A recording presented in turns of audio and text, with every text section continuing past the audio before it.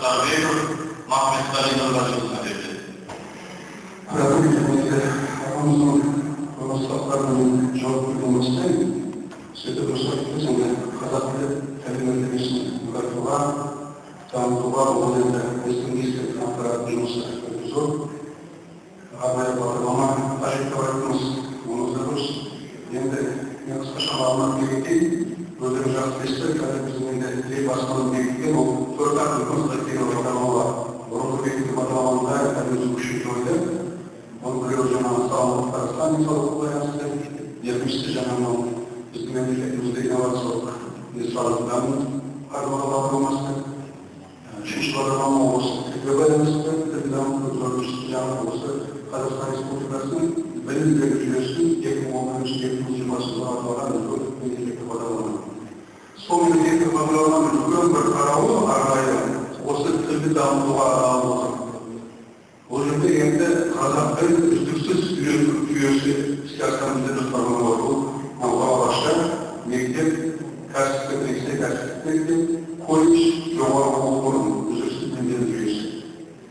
Енді осы үздіксіз білім беру жүйесінде біздің министрліктің 5 деңгейлік оқыту жүйесі, 5 деңгейлік оқыту бағдарламасы оқушылардың әртүрлі деңгейін әртүрлі категориясына арналып, сол әр деңгейге әртүрлі бағдарлама, оқытулар, оқу әдістемелер кешені дайындалды. Екінші сұрағымыз жаңа қазақ тілі, қазақ мектептерін өңдеу. Енді бұл тұрғыда осы Қазақстан Заман Республика газетінің бас редакторы Ертай Алғайұлы біздің министрлікке ашық айтқан осы қазақ тілі мектептерінің саны азайтуға үшін көбейту мәселесіне. Енді бәрі де құрметті азаматтар оларды салыстырмалы нәрсе ғой. Меніңше 20 жылдың тәуелсіздігінде көп білім ошақтары мемлекеттерде ашылды. Енді мектептердің бастаймын ол балаға бағдарламасына байланысты мектепке дейінгі мекемелер. Балабақшалардың өздерін алатын болсақ, бүгінгі күні біздің елімізде 5 мыңға жуық 4972 балабақша және шаруалар бар. Оның 3240-ы, яғни 65,2% бұл таза қазақ тілінде тәрбие беретін білім ошақтары. Оның бәрі осы тәуелсіздік жылдары салынды. Енді біздің айтайын, көп жылдарда біз мемлекеттік тілді балалар бағдарламасына батып беріп қоямыз. Оның дұрыс емес. Жақында біз парламенттерде осы конференциялар мемлекеттікке байланысты. Сонда біздің белгілі ағаларымыз сөйлеп айтты, біз мемлекеттік дамытуды мектепке дейінгі жастан бастауымыз керек, оның балаға бағдарламасының аясында іске асыруымыз керек. Ол дұрыс емес. Себебі балаға бағдарламасына арасынан түргіміз керек. Балаға бағдарламасы өздері ешқандай тілді дамыту мақсаттары көзделіп тұр. Ол бірақ өзінің өзге мақсаттары бойынша. Ол мектепке дейінгі мекемелердің санын көбейту, мектепке дейінгі мекемелердегі балалардың орнын тапшылығын жою, құрылыстарды қайтарып алу, жекеменшікке даму арқылы, сол үшін тілден балабақшадан бастау деген қолдаймын, бірақ балаға бағдарлама арқылы іске асыру деген ол бары сөз емес. Мектеп енді бүгінгі дейін бізде мектептің саны қазір 7516 мектеп бар. Сол 7516 мектептің қазір енді қазақша тіл орнатында дәрістелетін мектептердің саны 3820-ге жетті. Міне 20 жылдың ішінде 1023 мектеп қазақша мектеп, қазақ тілі мектеп ашылды. Олар емес меніңше. Олардың бәрінің сауаттарына алмады қарау, ал 10 жылдың ішінде 276 мектеп ашылды. Ал 1 жылдың ішінде 276 мектеп ашылды. Бұл 40 жылдың ішінде. Қазір елбасының Қазақстан халқына жолдауына байланысты 200 мектеп республикалық бюджеттен, 200 мектеп жергілікті бюджеттен, мемлекеттік бағдарламаға байланысты және жергілікті бюджеттен. Осы 5 жылдың ішінде біз алдымызда 500 мектепте соғамыз. Оның 80% қазақ мектептер болып болады.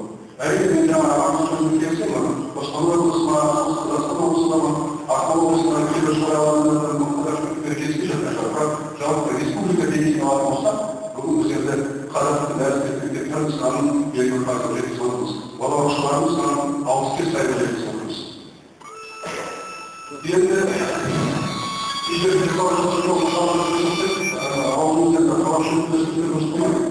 істеген нәрсені біз өзімізден 10 жыл ішінде орындалған нәрсені мысалы байланысты білім саласында істейді. Енді ескертіп тұрсыз сағат көбейді. Мысалы, орыс мектептерінде қазақ әдебиеті сағаты бірінші 10 сыныптан әр сыныпта 2 сағаттан көбейіп, аптасында бұл 5-6 сағат аптасына жетіп отыр. Бұлар арасында сан жағының бұл енді тілді меңгеріп алуға жетіп сағат. Екінші мәселе мемлекетаралық бақылау деген бар, 9 сынып өтетін. Немесе жоғары оқу орындарында 2-3 деген болатын. Мектеп бітіргенге пробалық тест болады. Депутаттардың өздерінің білім жанашырлық ресурстарымен осы мемлекетаралық бақылауға және бір байқаулық тестке мемлекеттіктерді міндетті тағайын етіледі. Ол парламент емес, себебі мониторинг жасаймыз ғой. Соңғы 10 жыл ішінде жылдан жылға сол мемлекетаралық бақылау соңғы бір байқаулық тестке балалардың орыс мектепте оқытқан, қазақ тілін көрсеткен көрсеткіштері жылдан жылға жоғарылап жатыр. Бұл енді балалардың тілге деген ынтасы, қызығушылығын жоғарылатып көреміз. Үшінші мәселе осы бүгінгі дейін 1768 мектеп мемлекеттік тілде оқытуға арналған мультимедиалық телефонды кабинеттермен толықтырып кетті. Әрине сұрақ қойылған енді сағат көбейді, мектептер жабылып жатсыздар, ал нәтижесі қандай? Енді орыс мектебін бітірген болады, ақ енді студент ақша сөйлемейді. Ол да енді болады ғой, ол көбінесе енді қазір біздің оқу мектебелерінде пайдаланылған әдістемелер байланысты болады. Өзіміз жасымызды елбасында 17 сәуір күні үкіметтің кеңейткен мәжілістерінің кезде біздің студентке бір тапсырма берді. Бүгін енді ол түрге байланысты болғаннан кейін 2016 жылдан бастап барлық мектептерге жаппай бірінші сыныптан бастап ағылшын тілін енгізу мәселесі. Біз оның журналасын жасадық. Өткен аптада үкіметтің мәжілісінде сол журналаның сол есебінің премьерінің орынбасарын алуға көрсеттім. Сөйтіп ол мақұлданды. Ал бұл енді елбасы 16 жылға берілген біз ойламамыз, біз 2015 жылы 12 жылда университет көшкеннен кейін жаппай 75 жылға мектеп бар, бір сол 15 жылдан бастап, бірінші сыныптан бастап ағылшын оқыта бастаймыз. Бірақ мүмкіншіліктер барса, біздің мүмкіншіліктер жоқ еді.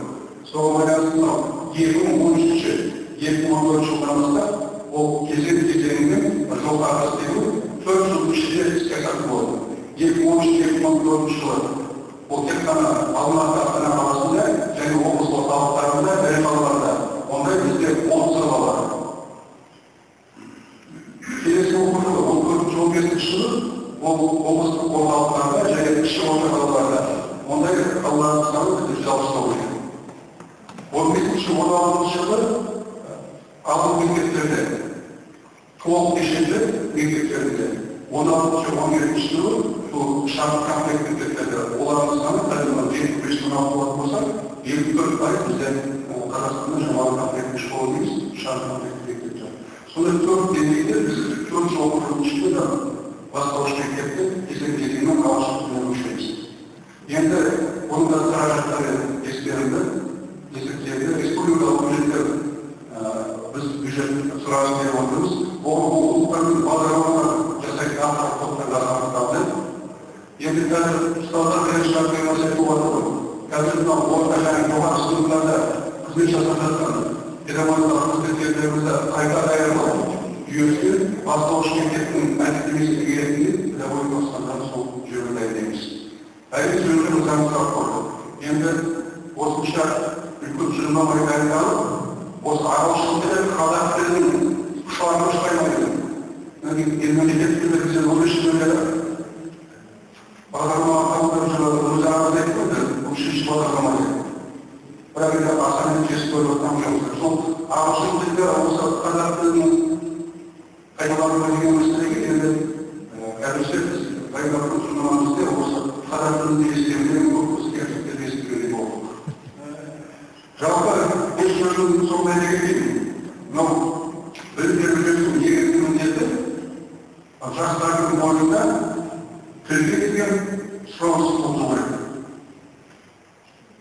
Қазір сұрақ болады, осы біздің алдында бағдарламамыз сондай тілге сұраныс жастарымыз бойында туғызылған туғызбады ма? Меніңше аса қолданылған жоқ. қазір мынау жарықтарына қатысқан шешіп алғанымыз болғандықтан сондай сұраныс болса оқуымыздай ма? Бұл да меніңше үлкен сұрақ. Себебі қажеттілік болмайды, сұраныс болмайды. Жалпы осы біздің балабақшаларымызда жастардың болмысына қажет